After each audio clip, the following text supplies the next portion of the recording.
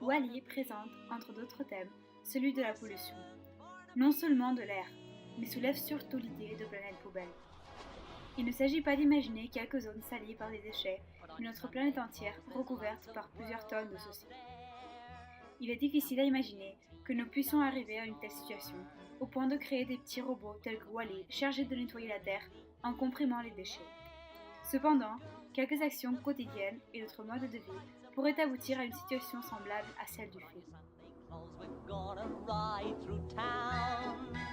In one of those new horse-drawn open cars, we'll see the shows at Delmonico's and we'll close the town in a whirl, and we won't come home until we've kissed a girl.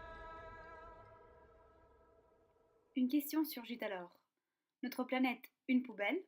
La pollution est un facteur qui affecte tant l'air comme la surface terrestre. En effet, elle est favorisée en partie par les matériaux que souvent nous laissons détériorer dans la nature, ce qui comporte de grands risques pour notre environnement. C'est pour cela que les États favorisent la gestion des déchets. Dans les pays développés, comme ceux de l'Union européenne, cette tâche est effectuée.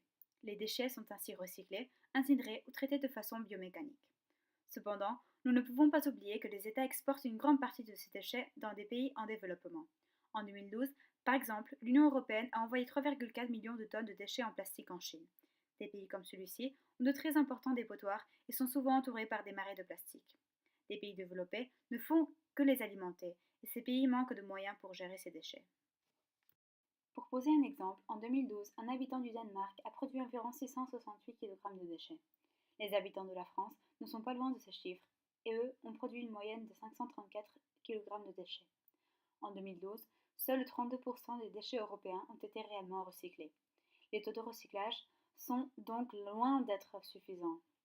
Est-ce qu'en 2020, le défi de recycler 50% des déchets de l'Union européenne sera-t-il surmonté?